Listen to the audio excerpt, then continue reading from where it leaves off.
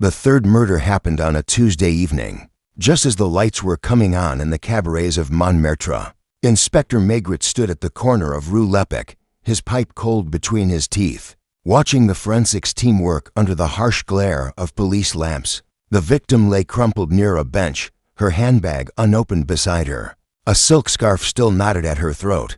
3 women in 5 weeks, all found in the narrow streets that wound up toward Sacré-Cœur, all discovered in the early morning hours by shopkeepers opening their shutters, or street sweepers beginning their rounds.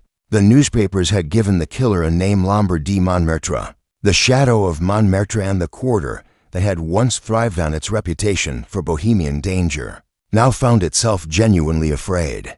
Maigret had been standing there for 20 minutes without moving, his heavy frame planted like a monument while younger officers hurried around him. Inspector Janvier approached, notebook in hand, but Maigret raised one finger slightly. Wait. He was watching the small crowd that had gathered despite the late hour, faces pressed against windows above, an old woman in a doorway, clutching her shopping bag though the shops had closed hours ago. 2 young men from the nearby bar, still holding their glasses, craning to see past the police barrier. Same as the others?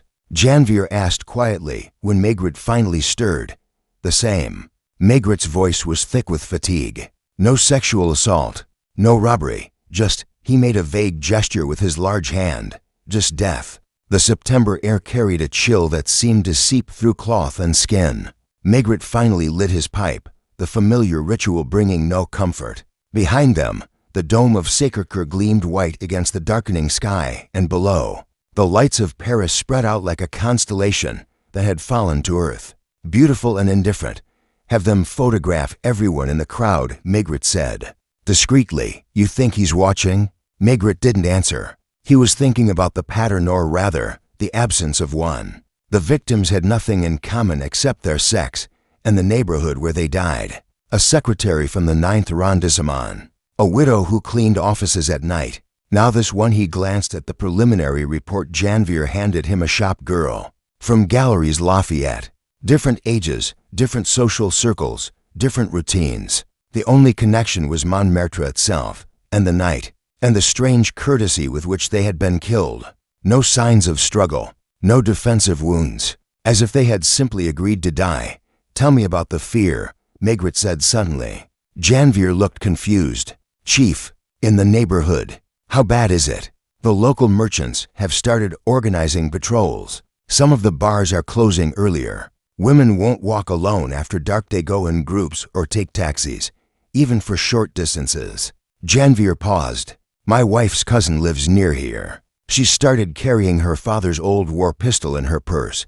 Maigret grunted.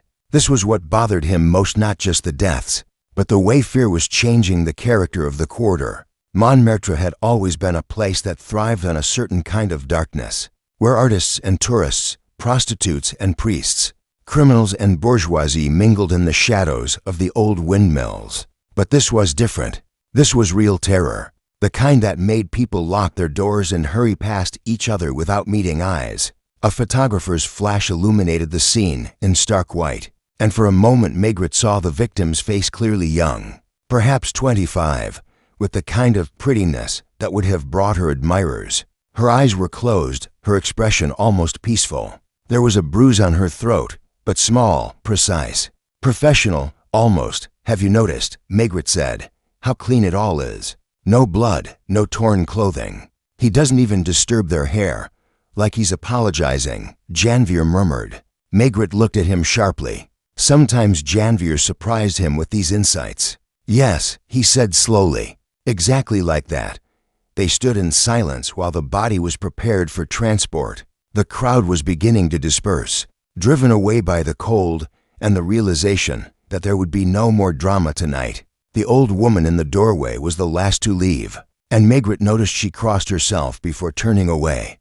We'll need to do something different, Maigret said finally. The usual methods aren't working.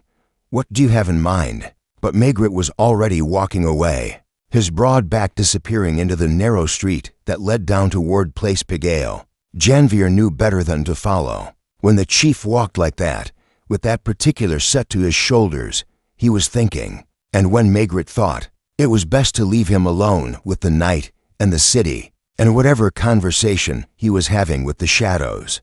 The morning papers were spread across Maigret's desk like accusations. Third woman found dead, police helpless, declared Le Figaro. Montmartre killer strikes again. When will it end? Demanded François. The most painful was from Le Humanite. Maigret's method fails. Time for new blood. Maigret sat behind his desk at the Quai des Orfèvres, his chair creaking under his weight as he leaned back. Through the tall windows, he could see the Seine flowing gray and sluggish under a cloudy sky. The room smelled of cold pipe tobacco and the coffee that had gone bitter in his cup an hour ago. Commissioner Kamali had already called twice. The prefect wanted a meeting. The Minister of the Interior was asking questions. Everyone wanted answers that Maigret didn't have. He picked up the photographs from the crime scene, studying each one methodically. The victim, Marie Forestier. He knew her name now. Had worked late at the department store, missed her usual bus, decided to walk despite the warnings. 23 years old, parents in Normandy, a fiancé in the army doing his service in Algeria, a life interrupted for no reason anyone could understand. Lucas knocked and entered without waiting for permission, an old privilege among Maigret's core team. The autopsy report. Chief Maigret read it slowly. Death by strangulation, but gentle, if such a word could apply. No drugs in her system, no alcohol. Her last meal had been a sandwich from the store cafeteria, eaten 6 hours before death. She had been killed where she was found, sometime between midnight and 2 in the morning. The same method exactly, Lucas said unnecessarily. Not exactly. Maigret set down the report. He's getting more confident. The first victim, there were hesitation marks on her throat. He adjusted his grip twice. The second, once. This time, no adjustments. He knew exactly what he was doing. He's learning, or remembering. Maigret stood and walked to the window. Below, people hurried along the quay, umbrellas beginning to bloom as the first drops of rain fell. What kind of man kills without passion, Lucas? Without anger or desire or even apparent purpose? A madman? No. Madmen have their own logic, their own passions. This is different. This is, he searched for the word, methodical. Like someone performing a duty they don't enjoy but feel compelled to complete. The phone rang. Maigret let it ring 3 times before answering. Maigret here. Inspector. This is Dr. Pardon. The voice was familiar. Pardon was an old friend, a neighborhood doctor who had helped Maigret understand the medical aspects of cases before. I've been reading about your case in Montmartre. I wonder if I might offer an observation. Please, the precision you describe, the lack of violence, beyond what's necessary. It reminds me of something I saw during the war. Resistance fighters who had to eliminate collaborators. They killed efficiently but without cruelty. It was a task, not a pleasure. You think this man sees himself as executing justice? I think, Pardon said carefully, he might see himself as correcting something. The question is what? After Pardon hung up, Maigret stood at the window for a long time. The rain was falling harder now, streaming down the glass and distorting the view of the city. 3 women dead, and he had nothing, no witnesses, no physical evidence beyond the bodies themselves, no pattern that made sense. The door opened again. This time it was Lapointe, the youngest of his inspectors, still eager in the way that years on the force hadn't yet worn away. Chief, I've been going through missing persons reports from the past year, and there's something odd. 4 women reported missing in the Montmartre area over the past 8 months were later found alive, working in other cities. They'd left suddenly without telling anyone. So why Montmartre? Why did they all leave from there? And why didn't they tell their families? Maigret turned from the window, interested now. Find them. Talk to them. Find out why they ran. Lapointe nodded and hurried out. Maigret returned to his desk, filling his pipe with fresh tobacco. The weight of failure sat on his shoulders like a physical thing, but underneath it, something was stirring. Not hope exactly, but curiosity. And for Maigret, curiosity was often the first step toward understanding. The phone rang again. Kamali, no doubt, or someone else wanting to remind him that the city was afraid, and he was supposed to fix it. He let it ring and concentrated on lighting his pipe properly. The small ritual, a defense against the chaos pressing in from all sides. Maigret felt his pulse quicken. He knew that face. Not well, but he had seen it before. But where? The man disappeared around a corner, and Maigret heard Janvier's voice in his earpiece. Should we follow him, Chief? No, let him go. But I want to know everything about the residents of Marguerite's building. Every single one. You think he lives there? Maigret didn't answer. He was thinking about the man's face, trying to place it. Somewhere official, somewhere formal. A courtroom, a government office. The memory danced just out of reach, maddening in its elusiveness. The rain had stopped, but the mist remained, turning the streetlights into fuzzy halos. Somewhere in the distance, music played from one of the cabarets. The sound distorted by distance and fog into something almost mournful. Double the surveillance on Marguerite, Maigret said finally. But keep it invisible. If he is our man, he's finally shown interest. We can't afford to scare him off now. As he walked back toward the metro, Maigret passed the cafe again. Yvette was pulling on her coat, preparing to leave. Her shadow, Inspector Maigret, was already in position. The older man who had spoken to Maigret earlier was nowhere to be seen. The city settled into its nighttime rhythm, quieter, but never truly quiet. Watchful but never fully awake. And somewhere in the maze of Montmartre's streets, a killer walked. Perhaps frustrated by the presence he had sensed around his chosen victim. Perhaps already selecting another. The trap was working, but slowly, so slowly. And Maigret couldn't shake the feeling that time was running out. That soon the killer would either strike or vanish entirely. Like smoke dissipating in the morning light. 3 nights later, it happened. Maigret was at home, trying to enjoy the blanket divan that Madame Maigret had prepared when the phone rang. He knew before answering that the waiting was over, something in the urgency of the ring itself. Chief, Janvier's voice was breathless. He's made contact with Marguerite. Actually approached her. They're in a cafe on Rue Caulaincourt. Talking? Yes, she signaled with the compact mirror as we rehearsed. Nauvoo is inside, 2 tables away. I'm across the street. I'm coming. Nobody moves until I get there. The taxi ride to Montmartre seemed endless. Though it took barely 15 minutes, Maigret found Janvier in a doorway across from the cafe, water dripping from his hat brim. Still inside, Janvier reported. They've been talking for 40 minutes. She ordered coffee. He ordered nothing. Just sits there, talking in a low voice. Maigret studied the cafe through the rain-streaked window. He could see Marguerite in profile, nodding occasionally, her hands wrapped around her coffee cup. The man in the gray coat sat with his back to the window, gesturing occasionally with thin, precise movements. What's your read on it? Maigret asked. He seems sad, not threatening. Nauvoo managed to pass by their table once. Says the man is talking about the neighborhood. How it's changed. How everything has gotten worse. A familiar story in Paris, the lament of those who remembered a different city, a different time. But coming from a potential killer, it took on a different significance. We take him when he leaves, Maigret decided. Quietly. I don't want a scene that might traumatize Marguerite or alert the press. They waited. Inside, the conversation continued. Once, Marguerite laughed genuinely, not the forced sound of someone playing a role. The man seemed to relax slightly, his shoulders dropping from their tense position. Finally, after another 20 minutes, he stood. He placed some coins on the table, paying for Marguerite's coffee. Maigret noted and walked toward the door. Marguerite remained seated as instructed, though her eyes followed him. The man emerged into the rain, turning up his collar. He had taken perhaps 10 steps when Maigret stepped out of the shadows. Monsieur, a word please. The man stopped, turned slowly. In the light from the cafe, Maigret could see his face clearly, thin, intelligent, with deep lines around the mouth and eyes. And now he remembered where he had seen him before.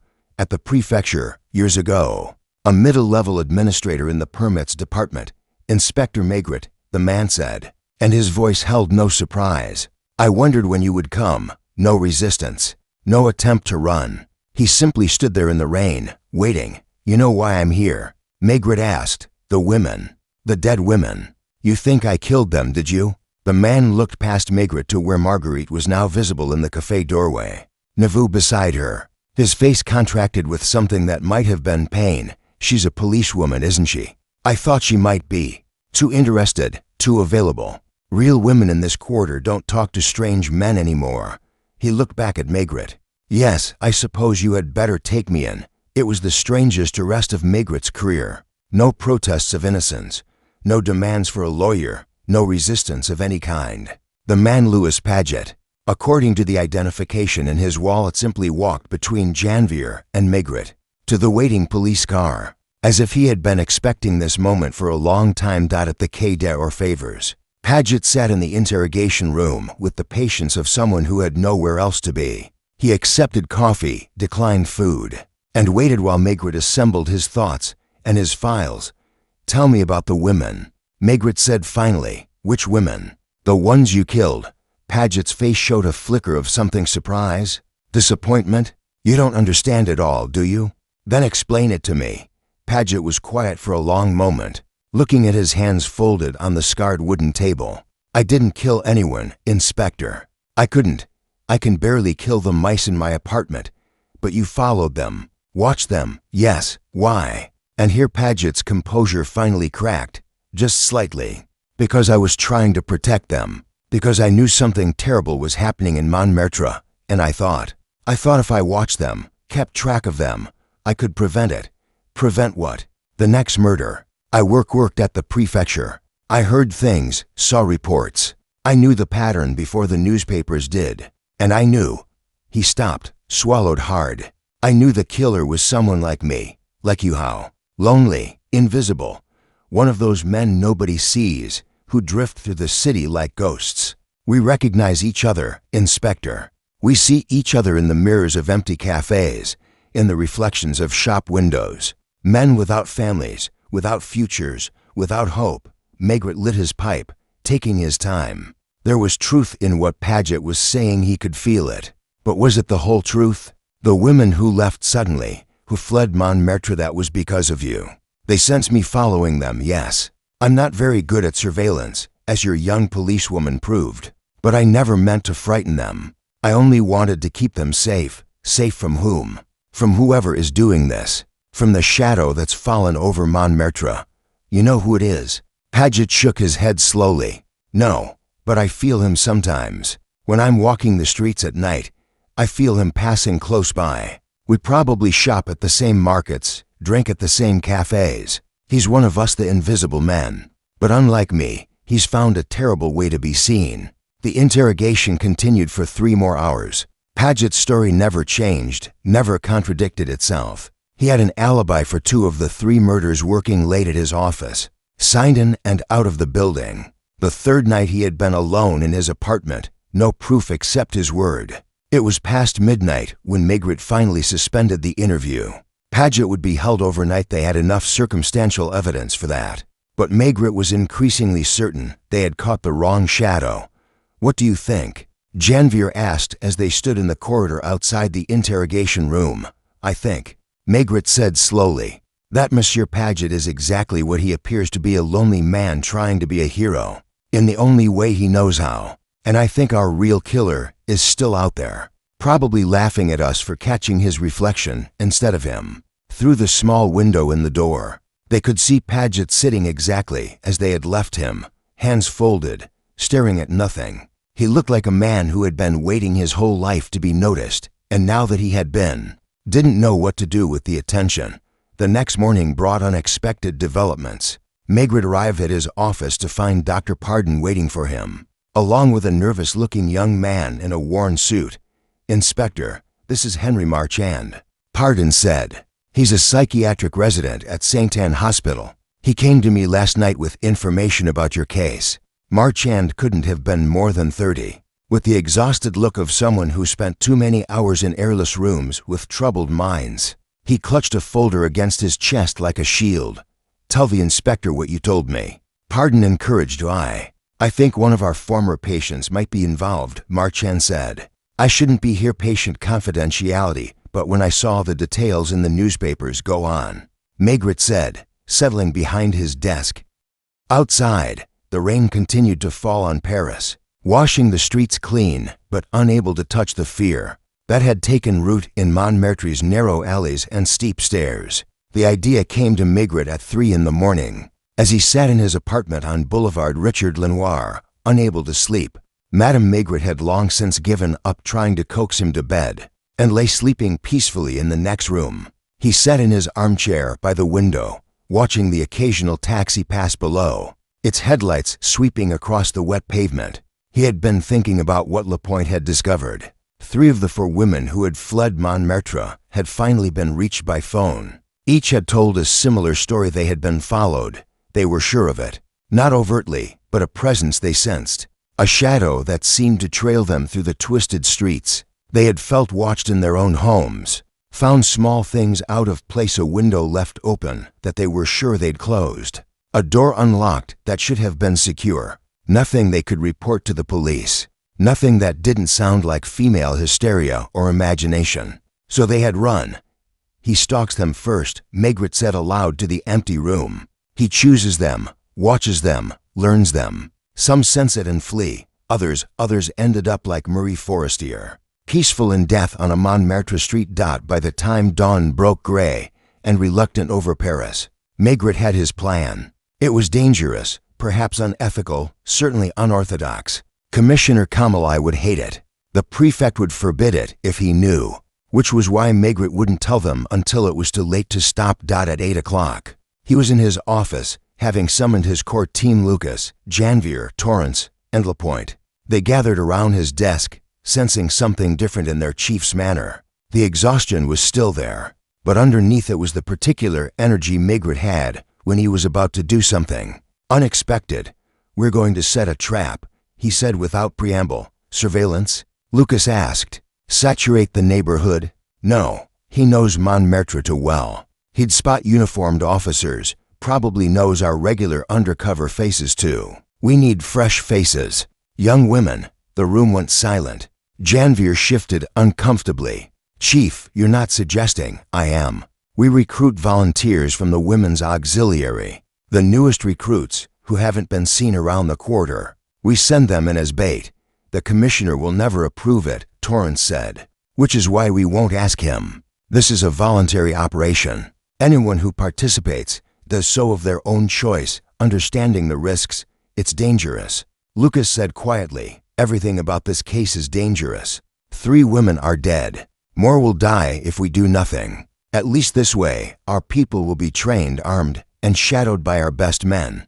"How many?" Lapointe asked, already accepting the plan with the adaptability of youth. 6 women, working in shifts. They take jobs in the neighborhood shops, cafes, any place that keeps them visible but gives them reason to be there. They live in small apartments we'll rent for them. And they wait. Wait for what? Janvier asked. To be chosen. To be watched. To feel what those other women felt before they ran. Maigret's voice was grim. "He's patient, our killer. He takes time to know them. That's his weakness. He needs that connection before he acts. And when one of them senses something, we close in. Carefully, slowly. We give him rope to hang himself." The meeting lasted another hour, working out details, assignments, schedules. By the end, even the doubters were caught up in the plan's momentum. It was something different, something active after weeks of reactive investigation. As they filed out, Lucas lingered. "This could go wrong in a dozen ways.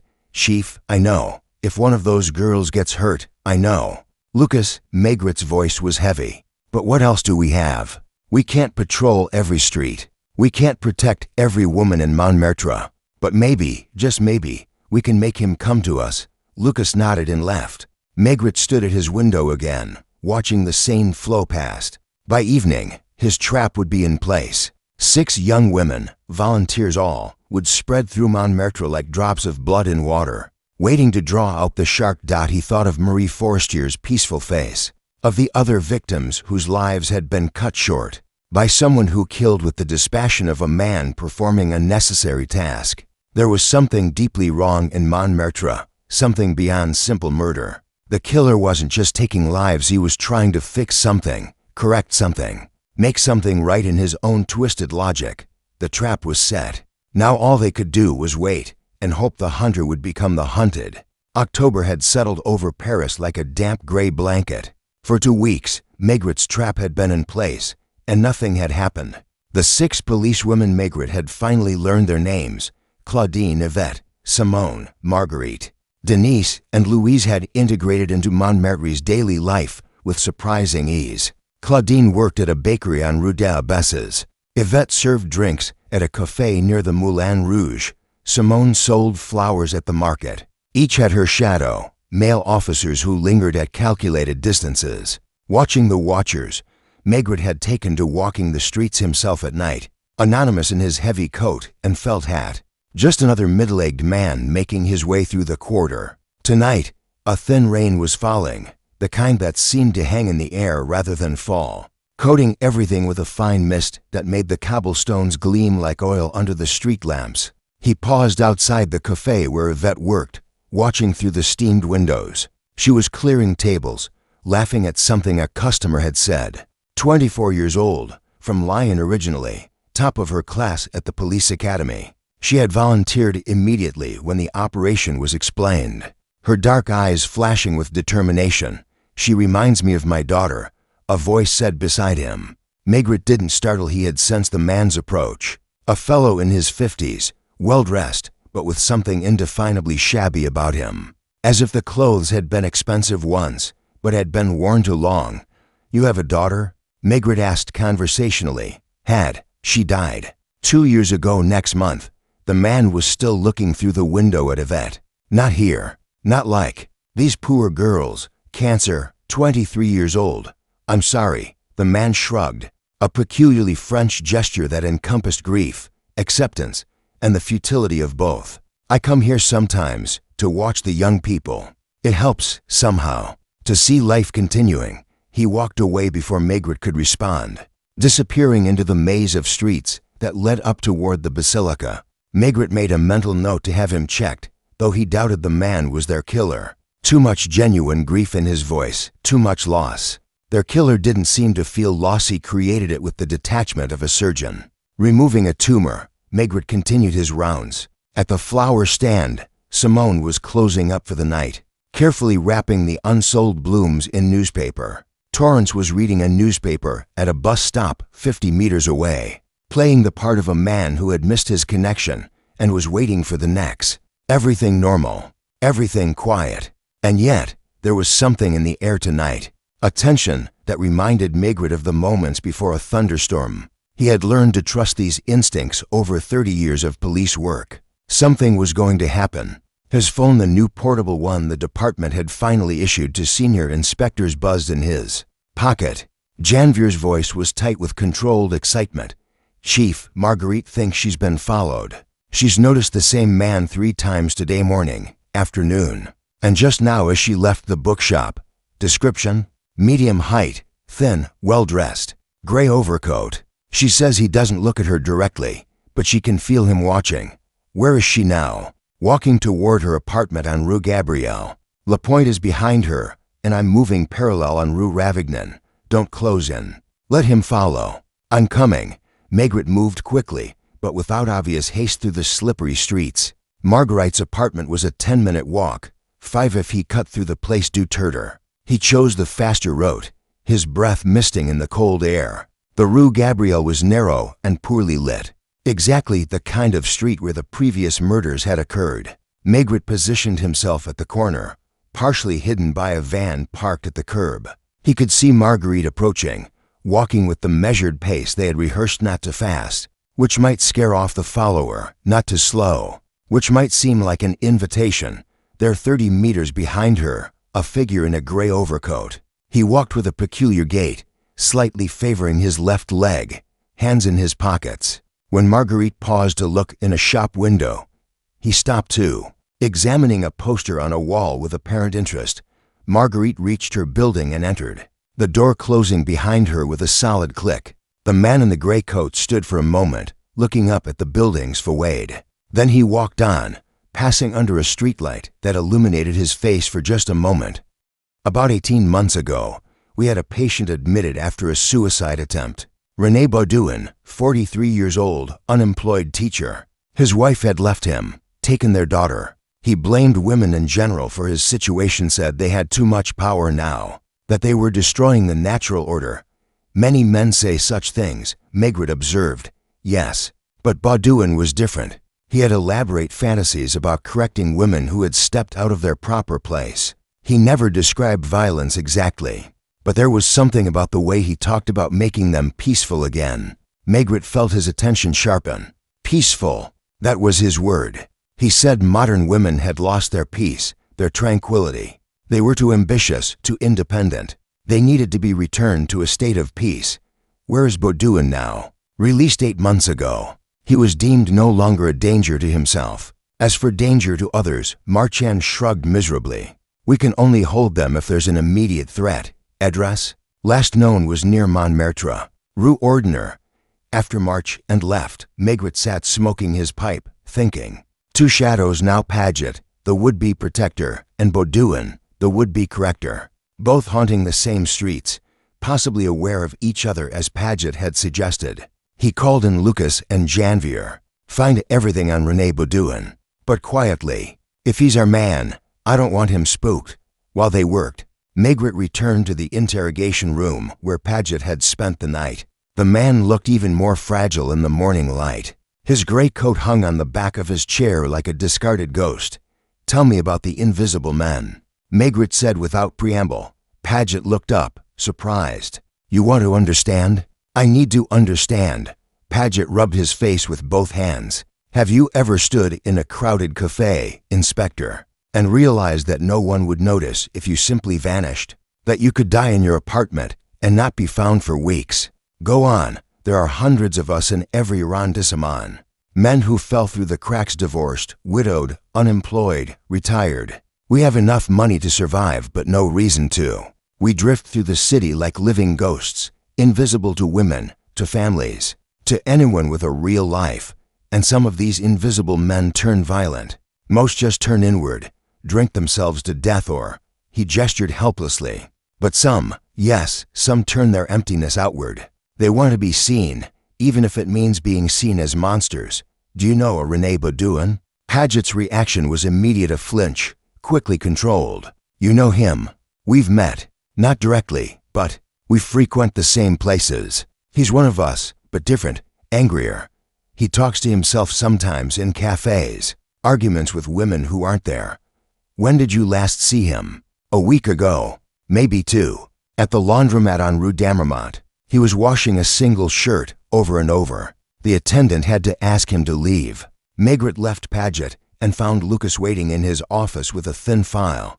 Baudouin's a ghost. Chief, the address was outdated. Landlord says he left 3 months ago. No forwarding address. But I found something interesting. He worked as a substitute teacher at 3 different schools. Before his breakdown, all girls' schools. Any incidents? Nothing official. But one headmistress remembered him as intense and inappropriate in his attention to maintaining discipline. The phone rang. It was Torrance, who had taken over surveillance in Montmartre.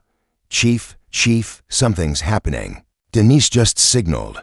A man's been following her for the past hour. Matches Baudouin's description. Where? Moving toward the Montmartre cemetery. She's playing it perfectly, keeping to populated streets, but letting him maintain contact. I'm coming. Have everyone converge, but stay back. We can't lose him this time. The cemetery gates were open for All Saints' Day preparations. Visitors bringing flowers to family graves. Maigret arrived to find Denise sitting on a bench near the entrance, pretending to read a book. Her shadower was 40 meters away, examining graves with apparent interest, even from a distance. Maigret could see this was different from Paget, where Paget had been tentative, apologetic in his movements. This man moved with purpose. He wasn't following so much as hunting, maintaining perfect distance, always keeping Denise in sight while appearing occupied with other things. René Baudouin was thin to the point of emaciation, his clothes clean but worn at the edges. His face had the hollow look of someone who had forgotten to eat regularly, consumed by internal fires. His hands moved constantly, straightening his tie, adjusting his collar, clenching and unclenching. Denise stood, walked deeper into the cemetery. Baudouin followed. The paths wound between elaborate tombs and simple headstones, creating a maze of marble and memory, perfect for an ambush, but also perfect for an escape. Maigret signaled to his men to spread out, cutting off exits. He himself followed the main path, keeping both Denise and Baudouin in sight. The autumn air was sharp with the scent of chrysanthemums and damp earth. Denise stopped at a grave. Maigret could see it was the poet. Heinrich Heine's two-man knelt to arrange some flowers that were already there. Baudouin moved closer, no longer pretending disinterest. He stood perhaps 10 meters away, watching her with an intensity that made Maigret's skin crawl. Then Baudouin spoke, his voice carrying in the cemetery's quiet. "You shouldn't be here alone." Denise looked up, feigning surprise. "Pardon, it's not safe. Women shouldn't walk alone in cemeteries, or anywhere in Montmartre these days." "I'm not afraid," Denise said, and Maigret admired her steady voice. "You should be. You don't understand what's happening. The city is sick, infected. Women like you." He stopped, seemed to struggle with himself. "You should go home. Lock your door. Stay inside where you belong." "I belong wherever I choose to be," Denise said, standing. Baudouin's face contorted. "That's the problem. That's exactly the problem. You all think you can go anywhere, do anything. You've forgotten your place, forgotten what you're meant to be." He took a step toward her, another. His hand went to his coat pocket. Maigret moved. "Monsieur Baudouin." The man spun around, his hand coming out of his pocket holding not a weapon but a rosary. The beads wound tight around his fingers. His eyes were wild, unfocused. "You," he said to Maigret, "you're too late. You're always too late. The corruption has already spread. These women, walking freely, thinking they're equal to men, thinking they can live like men. Tell me about the women who died," Maigret said calmly. "Died." Baudouin laughed, a sound like breaking glass. "They didn't die. They were released. Released from the burden of this false freedom, this terrible modern lie. You killed them. I gave them peace. Real peace. Not this constant striving, this endless ambition. I returned them to their natural state, quiet, serene, accepting." The confession poured out of him like water from a broken dam. He spoke of watching them for weeks, learning their routines, choosing the ones who seemed most lost in their independence. He described the murders with a terrible tenderness, how he had been gentle, careful not to cause unnecessary pain. "They didn't struggle much," he said wonderingly. "I think part of them wanted it, wanted to stop fighting against nature, against God's plan." Maigret let him talk, aware of his men closing in, but keeping them back with small gestures. Baudouin seemed unaware of anyone but Maigret now, focused entirely on making him understand. "My wife," Baudouin said suddenly. "She left me, took my daughter, said I was too controlling, too traditional. But I only wanted to protect them, to keep them safe from this poisoned world. And now my daughter is growing up without a father, learning to be like her mother, independent, rebellious, lost. And these women paid for your wife's choices?" "No." Baudouin's voice rose. "They paid for their own choices, for choosing to walk alone at night, to work late, to live as if they were men. I gave them what they secretly wanted, an end to the struggle." "You're wrong," Denise said quietly. She had moved closer, against protocol, but Maigret didn't stop her. "We didn't want to die. We wanted to live, freely and safely. You took that from them." Baudouin looked at her as if seeing her for the first time. "You're one of them. A policewoman, of course. Even that sacred male preserve has been corrupted." He turned back to Maigret. You see what's happened to our world." When they arrested him, Baudouin didn't resist. Like Paget, he seemed almost relieved. But unlike Paget's sad acceptance, Baudouin's surrender had a quality of triumph to it, as if being caught was just another part of his mission. Back at the Quai des Orfèvres, the formal interrogation lasted 6 hours. Baudouin confessed to all 3 murders, providing details only the killer could know. He spoke of each woman by name, had learned about their lives, their families, their dreams. Also, he could better understand what he was saving them from. "Marie Forestier was engaged," he said at one point. "Did you know that? To a soldier. She would have been a military wife, respectable, protected. But she chose to work late instead, to put her job before her man. I saved her from the disappointment she would have caused him." It was one of the most chilling confessions Maigret had ever heard, not because of its violence, but because of its twisted compassion. Baudouin genuinely believed he had done these women a favor. As evening fell, Maigret stood in his office with Lucas and Janvier, the confession typed and signed. The case essentially closed. Through the window, the lights of Paris were coming on, each one representing a life continuing despite the darkness that had briefly touched the city. "What about Paget?" Janvier asked. "Release him," Maigret said. "With our apologies. He was trying to help, in his way." "You think he knew who it was?" "I think he sensed it, the way animals sense earthquakes." To damaged men circling the same streets, one trying to protect, the other to destroy. Maigret knocked out his pipe. "Make sure Paget has our number. Men like him, they see things others miss. He might be useful someday, later, much later." When the building was quiet and most of the inspectors had gone home, Maigret found himself back in the interrogation room. Baudouin was in a holding cell, awaiting transfer to psychiatric evaluation. The room still held the echo of his confessions, his terrible certainty.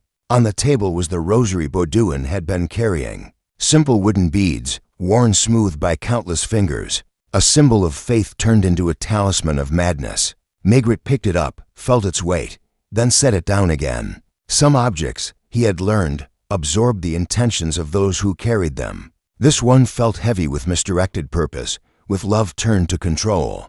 Protection twisted into destruction. The psychiatric evaluation took 3 weeks.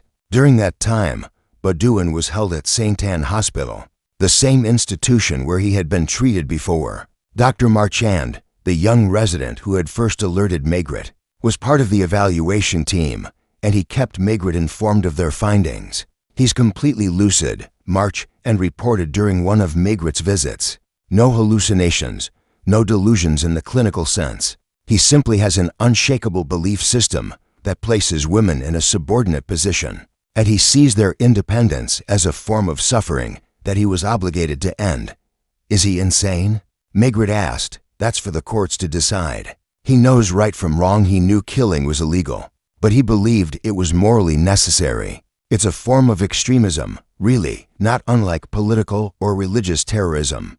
Maigret was allowed to see Baudouin once more before the trial. The man had gained some weight in the hospital, looked less skeletal, but his eyes still burned with that terrible certainty. "I've been thinking about you, Inspector," Baudouin said when Maigret entered the visiting room. "About why you couldn't catch me sooner. Oh, you're part of the problem. You and all of modern society. You've accepted the lie that men and women are the same, that they want the same things. You couldn't see what I was doing because you couldn't see the suffering I was ending. The women weren't suffering. They were living their lives. That's what you think suffering looks like now. Women working late, walking alone, choosing careers over families. You've normalized dysfunction." Maigret lit his pipe, taking his time. "Tell me about your daughter." For the first time, Baudouin's composure cracked. "She's 12 now. I haven't seen her in 2 years. What would you want for her?" "Safety, protection, a proper husband when the time comes, children, a home, and if she wanted more, if she wanted to be a doctor or a teacher or even a police officer, then society would have failed her, filled her head with impossible dreams that will only bring unhappiness. Like your wife's dreams." Baudouin's hands clenched. "My wife was corrupted by her friends, by magazines, by this entire toxic culture that tells women they should want everything men have. She had everything she needed: a home, a husband, a child, but it wasn't enough. Perhaps it wasn't enough for her. Then she was sick. They're all sick, and I was trying to cure them."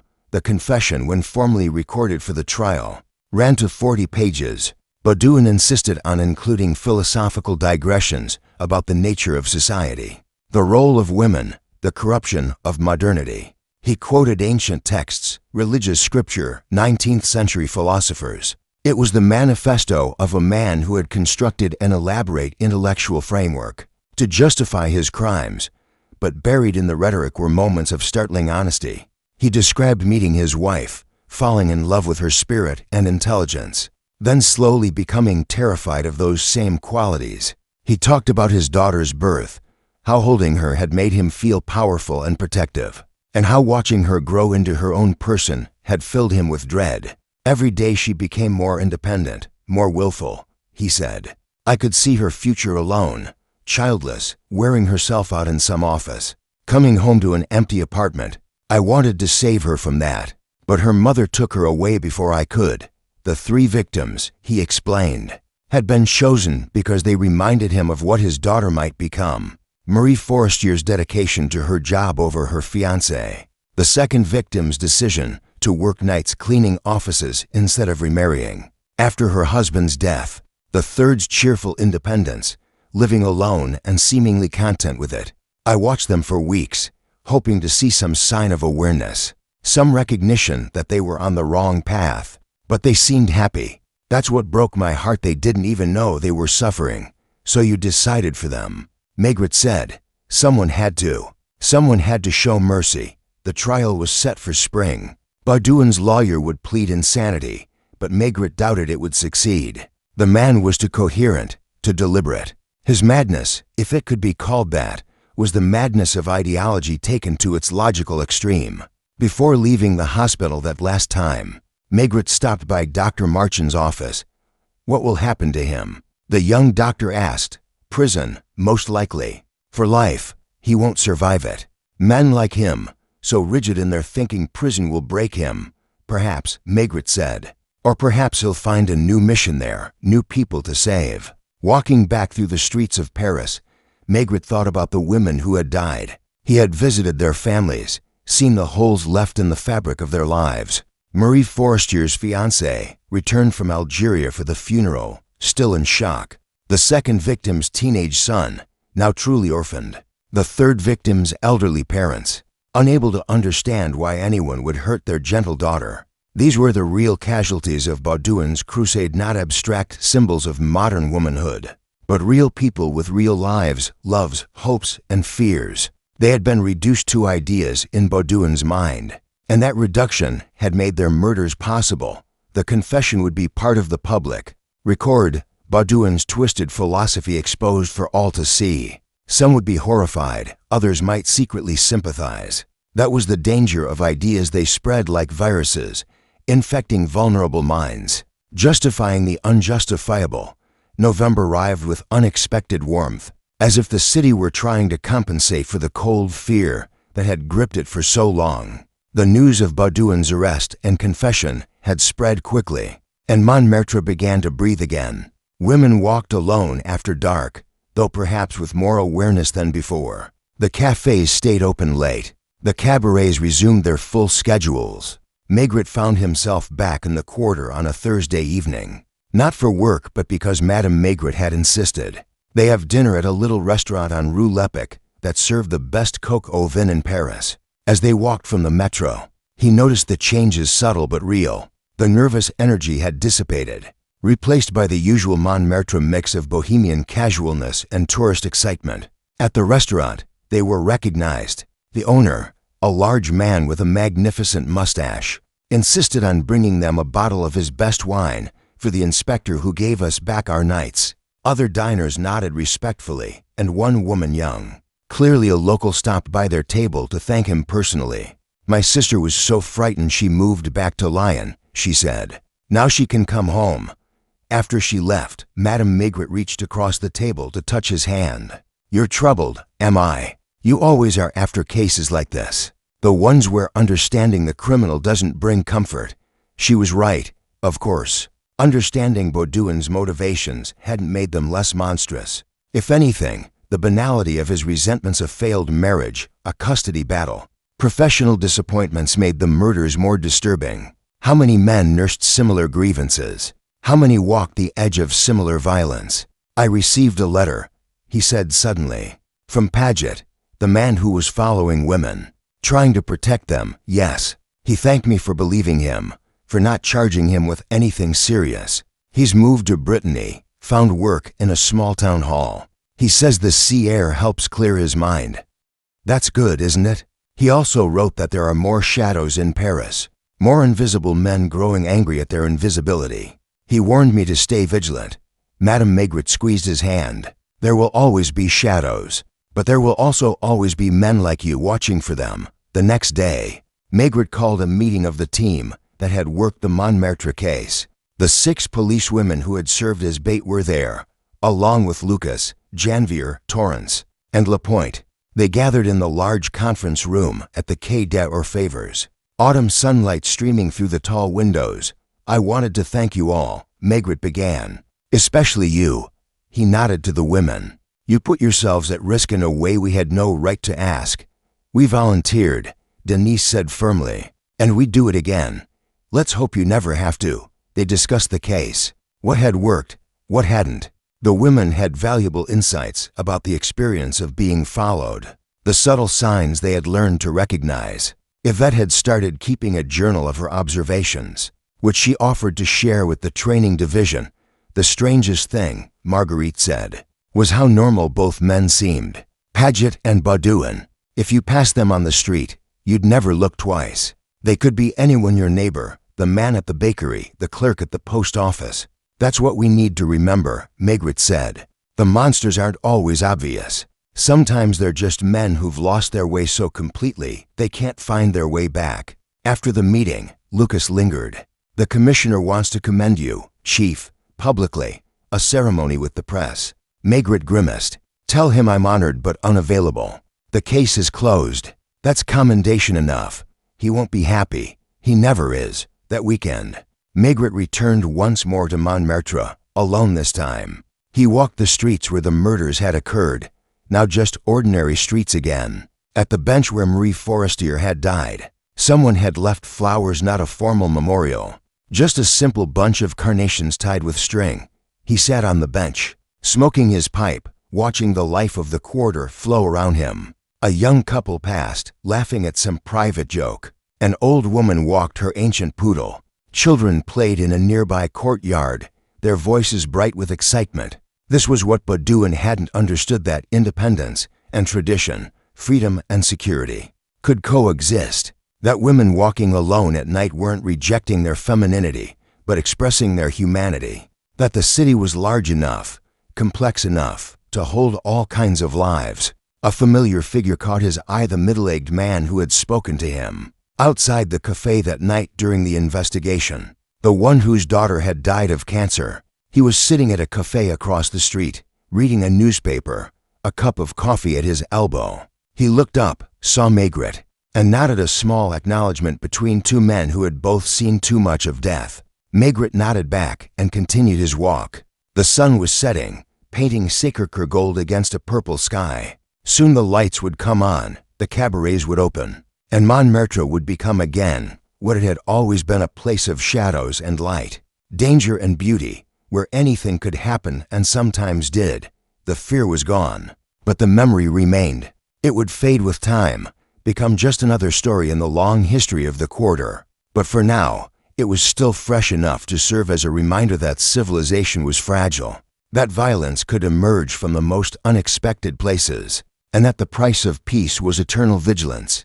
The trial of René Baudouin began on a raw March morning, the kind where winter refuses to yield to spring. Maigret attended the first day, sitting in the back of the courtroom, observing. Baudouin had lost weight again, his suit hanging loose on his frame. He sat very straight, eyes fixed on some point above the judge's head, as if the proceedings were happening to someone else. The prosecutor painted him as a monster. The defense attorney argued for insanity. The families of the victims sat in a row, dressed in black, their faces carefully composed. Marie Forestier's fiancé had returned from Algeria permanently, unable to continue his service. He sat with Marie's parents, his hands clenched in his lap. Baudouin, when called to testify, was calm and articulate. He repeated much of what he had told Maigret, but with a new element: regret. Not for the killings themselves, but for the pain caused to the families. "I thought only of the women themselves," he said. "I forgot they belonged to others, that their deaths would ripple outward. That was wrong of me. I should have considered the full consequences." It was the closest he came to an apology. And it wasn't nearly enough. The trial lasted 2 weeks. Maigret didn't attend every day. He had other cases, other crimes to solve, but he read the transcripts each evening. The psychiatric experts battled over diagnoses. The philosophers and sociologists called as witnesses debated the nature of extremism. The whole thing became a circus, exactly what Maigret had hoped to avoid. The verdict, when it came, surprised no one: guilty, with a recommendation for life imprisonment rather than execution. Given the defendant's mental state, Baudouin received the sentence without expression, as if it were happening to someone else. That night, Maigret couldn't sleep. He sat in his apartment, looking out at the city lights, thinking about justice and its limitations. Baudouin would spend the rest of his life in prison, but the 3 women would remain dead. The ideas that had driven him would persist in other minds. The conditions that had created him loneliness, resentment, rigid thinking remained unchanged. His phone rang at 3 in the morning. Janvier's voice, "Chief, you should know. Baudouin attempted suicide in his cell. He's alive, but barely." Maigret dressed and went to the prison hospital. Baudouin was unconscious, hooked to machines, his face gray against the white pillows. The doctor said he had fashioned a noose from his bedsheet, had been without oxygen for several minutes before the guards found him. Will he recover? Maigret asked. Physically, probably. Mentally, the doctor shrugged. There may be brain damage. We won't know for days. Maigret sat by the bed for an hour, watching the rise and fall of Baudouin's chest. Even now, even after everything, he looked ordinary. A middle-aged man who could have been anyone. That was the most terrifying thing about him, not his extraordinariness, but his banality. When Baudouin finally woke, 3 days later, he had indeed suffered brain damage. His speech was slurred, his thoughts disconnected. The elaborate philosophical framework that had justified his crimes had crumbled, leaving only confusion and fear. He would spend the rest of his life not in a regular prison, but in a psychiatric facility. A broken man in every sense, Louis Paget wrote again from Brittany. His letter was brief. "Inspector, I heard about Baudouin's attempted suicide. I'm not surprised. Men like us, like him, were not built for captivity. We're already prisoners in our own minds. Adding physical bars is redundant. I'm doing better here by the sea. I've joined a local choir, if you can believe it. We sing at funerals mostly. It seems appropriate. Thank you again for seeing me clearly." Not many would have. LP spring finally arrived in April, and with it a sense of renewal. The Montmartre case faded from the newspapers, replaced by new scandals, new tragedies. Life moved on, as it always did. One evening, Maigret found himself in his office after everyone had gone home. The building was quiet except for the night shift downstairs. He stood at his window, pipe in hand, looking out at the Seine. A tourist boat passed, its lights reflecting on the water, music and laughter drifting up. On his desk was a photograph from the case file, the 3 victims, alive and smiling, pictures provided by their families. Marie Forestier at her engagement party, the 2nd victim at her son's school graduation, the 3rd at a family Christmas dinner. 3 lives ended because they didn't fit one man's vision of how women should be. He locked the photograph in his filing cabinet, in the drawer where he kept mementos of cases that had marked him. Not trophies, but reminders. Reminders that his work was about more than solving puzzles. It was about protecting the living and honoring the dead. The phone rang. A new case. A body found in Belleville. Suspicious circumstances. "I'll be right there," Maigret said, already reaching for his coat. As he left his office, he paused at the door and looked back. The room was dark except for the city lights through the window. Somewhere out there, in the vast maze of Paris, other shadows were moving. Other crimes were being contemplated. But also out there were millions of ordinary people living ordinary lives, loving and working and dreaming, unaware of the thin line that separated order from chaos. That was why he did this work, not for justice, which was always imperfect, or for order, which was always temporary, but for those ordinary people and their right to lives untouched by violence. It wasn't much, perhaps, but it was enough. He closed the door and headed into the night, toward whatever darkness awaited him in Belleville. A year passed. October returned to Montmartre with its familiar blend of dying leaves and tourist buses. The murder sites had been forgotten by all but a few.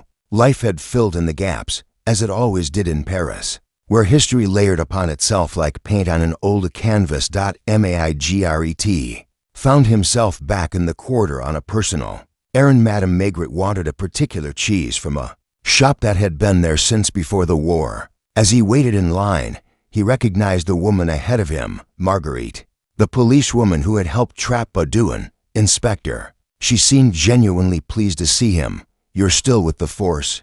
Promoted, actually. Detective third class. The Montmartre case helped, though I wouldn't want to go through it again. They walked together after leaving the shop. The rain had started, gentle and persistent, the kind that seemed to wash the city's memories clean.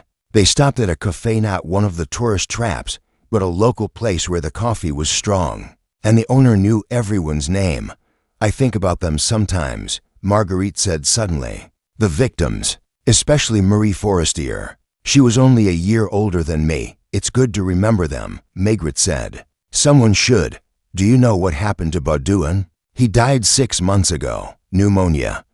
He never recovered from the suicide attempt, never regained full awareness. Perhaps it was a mercy. They sat in comfortable silence, watching the rain streak the windows. Outside, Montmartre continued its eternal performance, artists sketching tourists in the Place du Tertre, lovers climbing the steps to Sacré-Cœur, old women gossiping in doorways. I learned something from that case, Marguerite said, about how thin the membrane is between normal life and horror, how easily it can be punctured by one person's obsession, and yet it holds, Maigret observed. Most of the time, it holds. After they parted, Maigret walked alone through the rain-softened streets. He passed the bench where Marie Forestier had died. Someone had placed a small bronze plaque there, so subtle most people would miss it. Just her initials and dates. A private memorial to a public tragedy. The rain intensified, and Maigret took shelter in the entrance of an old building. As he waited, he noticed a familiar figure hurrying past, the man who had lost his daughter to cancer, the one he had encountered during the investigation. The man saw him and paused, then came to share the shelter. Inspector, still watching over us? Just passing through. The man nodded, water dripping from his hat. I wanted to thank you, actually, for catching him. My daughter, before she died, she loved walking these streets. It would have broken her heart to know women were afraid here. They stood together. Two aging men watching the rain transform the familiar streets into something almost dreamlike. The lights from the cafes created golden pools on the wet cobblestones. Somewhere, music played an accordion, that Parisian cliché that never quite went away. You know what I've learned? The man said suddenly. Grief makes you see things differently. You notice the other wounded ones, the angry ones, the lost ones. That Baudouin, I probably passed him a dozen times. Just another lonely man in a city full of them. But his loneliness turned poison, while mine just turned to sadness. The difference matters. Maigret said, Yes, it does. The rain began to ease, and the man touched his head in farewell before continuing on his way. Maigret remained in the doorway a moment longer, filling his pipe but not lighting it, just holding it for comfort. A young woman passed, walking alone, confident in her stride despite the late hour and the weather. She might have been one of the women from the trap, or someone who had never heard of the Montmartre murders, or someone who had heard but refused to let fear change her life. She disappeared around a corner, the click of her heels fading into the city's endless soundtrack. Maigret finally emerged from the doorway and made his way to the metro. The train was nearly empty. A few late workers, a drunk sleeping peacefully in the corner, a young couple sharing earbuds, and a private musical world. He sat by the window, watching the tunnel lights flash by, thinking about cycles and patterns, about how violence erupted and subsided, but never quite disappeared. At home, Madame Maigret was already asleep. He sat in his chair by the window, finally lighting his pipe, looking out at the city that had been his responsibility for so many years. The rain had stopped, leaving the streets gleaming and renewed. Tomorrow would bring new cases, new puzzles, new darkness to navigate. But tonight, there was peace. He thought about writing to Louis Paget, to tell him that his warning about the shadows had been heard, that vigilance was being maintained. But some communications didn't need words. The work itself was the message, the daily effort to hold back the darkness, to maintain the fragile boundary between order and chaos.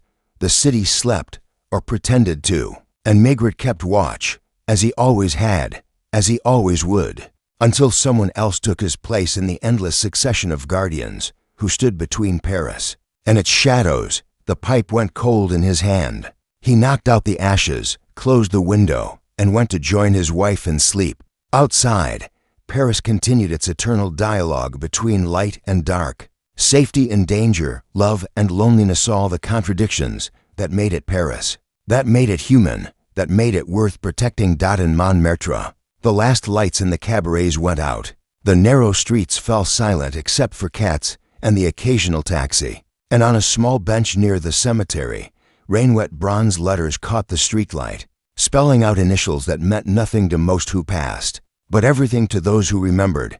The city breathed in and out, carrying its citizens through another night toward another uncertain dawn. And in that breathing space between one day and the next, between memory and forgetting, between fear and hope, life continued. As it always had. As it always would.